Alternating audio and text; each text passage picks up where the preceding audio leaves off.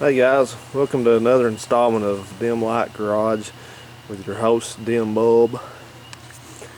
Here's the engine on this Oldsmobile, and I've been doing a little tinkering with it lately and ran into something I kind of halfway expected, but I was hoping would not be the case, but it is. So let me tell you about it. I got a 12-volt power source handy and hooked up to the battery cables over there, and I thought I'd just test some things out, see what worked and what didn't, lights and all that. And a lot of stuff works on it, so electrical system's in good shape. That's the good news. The bad news is I tried the starter, and most of the time the starter kicks out. It won't even try to start the engine or crank it over. But when it does try to engage and crank the engine doesn't move. It's stuck. And that's pretty common on stuff that's sat for a long time without being run, especially if it came from a kind of a moist, humid climate and a salty climate from like up north where this one came from. So I was really hoping it would not have that problem, but I wasn't so lucky.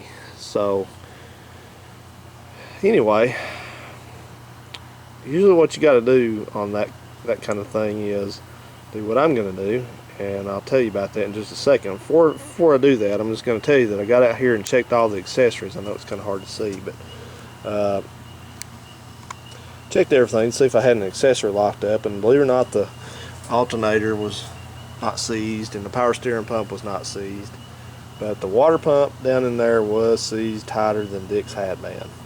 Would not turn a centimeter. So I thought, well, with two belts on that thing, there's no way the starter's going to be able to turn it. So I pulled one of the belts off and cut the other one off. It was coming apart anyway, so I just went ahead and just whacked it off there, and still no go. So it's got to have some help here, and ultimately I don't know if I'll ever just keep running this engine, depending on if I get it running or not anyway, but I'd like to have it running at least somewhat to be able to move the car around, and especially with just 52,000 miles on it. I really want to give it a chance. So I got an idea I'm going to do here. It's not an original idea. A lot of people have done it, some with success and some without. But you see that over there in the glass? Now that's not a refreshing drink. That is a magic potion that I've whipped up, that I'm going to use my squeezy bottle there to load into the cylinders of this thing. I've taken the plugs out of it. They're right there. And boy, they are some old plugs. They're a brand I don't even recognize. But I'm going to load these cylinders up and let it sit for about a week with that witch's brew there. And I'll just tell you what that is. Most of that is a mixture of diesel fuel and some transmission fluid, automatic transmission fluid.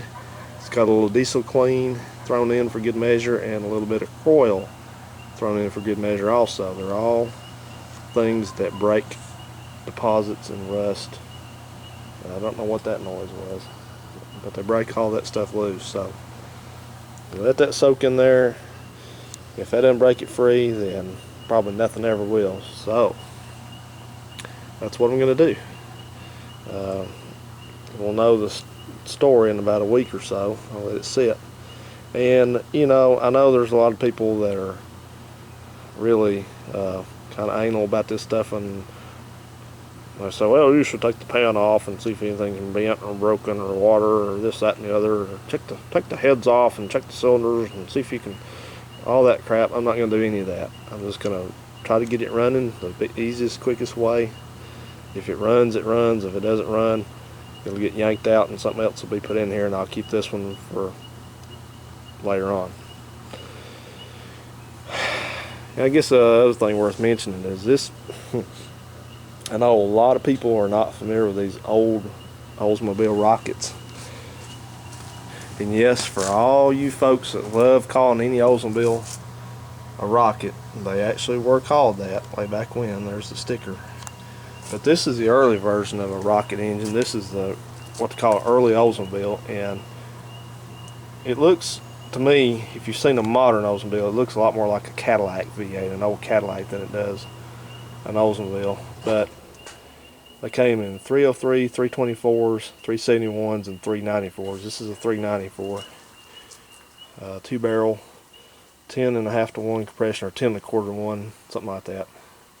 Pretty high compression for something like this. And I don't know how many horsepower it was, somewhere around 300 gross horsepower, which would be about 220 net. So it's a runner. I mean, it's plenty of engine for this car. But if it's seized up, then it's no good anyway. See, on these things a little different. The battery's out here in front of the core support, and the radiator's out in front of the core support.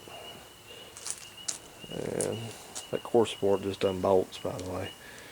But it's amazing this wreck didn't take the battery out, and it didn't. Almost did.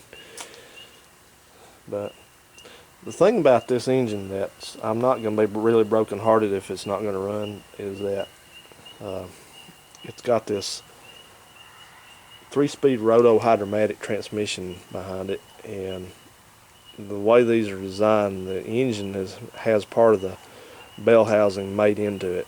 It's cast into it. So if the transmission is not working, then it's not really an easy thing to do to adapt, like let's just say a turbo 350 or a turbo 400 to it. It can be done, it's just not easy. This is called a roto-hydromatic. It's a 3-speed automatic, and it's kind of it's an evolution of the early 4-speed hydromatic that GM used and also sold to a lot of different car makers back in the 40s and 50s. And that was a pretty good transmission from all accounts. But this one is a lightened up, cheapened up version of it with only 3 speeds, and it's got a really weird way of shifting. It's got a bunch of clutches in it, and it's not really got a torque converter in it. It's got, I could go on and on and on about it, but just suffice to say, it's a really complicated, fragile transmission. That said, it may or may not work. So if it doesn't work, then it's hard as heck to find somebody to rebuild one, and you just about have to send it off to somewhere across the country to have it done. So that's what I'm looking at, and I knew that getting into this. That's not discouraging. That's just the fact of life. So we'll see what we get. We're not going to get anywhere. Like I said, if the engine does not run, will not unfreeze, I'm not going to worry with it. I'll line up another modern engine to put in it and go from there, because I mainly bought it for the car, to enjoy the car, and so I ain't worried about this. This is just something just to try to do for craps and giggles, let's just say. So anyway, I'm going to do that, guys. I'm going to put the plugs back in it just a little bit loose. And I will say this, when I went to take those spark plugs out, they were all just like finger tight, and they smell like solvent. So somebody's been here before and tried this, and you know, with that, if it's seized up inside, if the rings are stuck and the water pump was also stuck, there's no way in the world they were going to get this thing to turn over. So I'm hoping that with me taking the belts off the water pump, that I'll have more success. So we'll see. We will see. We'll be back. So anyway, guys, thanks for watching, and wow, what happened there? I'm going to go ahead and get to this, and we'll pick back up a little later on with it. You want to see one of these plugs? I don't want to drop one of these, but these are, man, I don't know.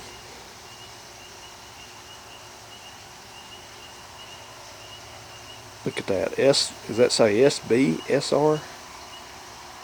Made in USA 60722. They're in good shape too. Hope I can reuse them. Alright guys, more later. See ya.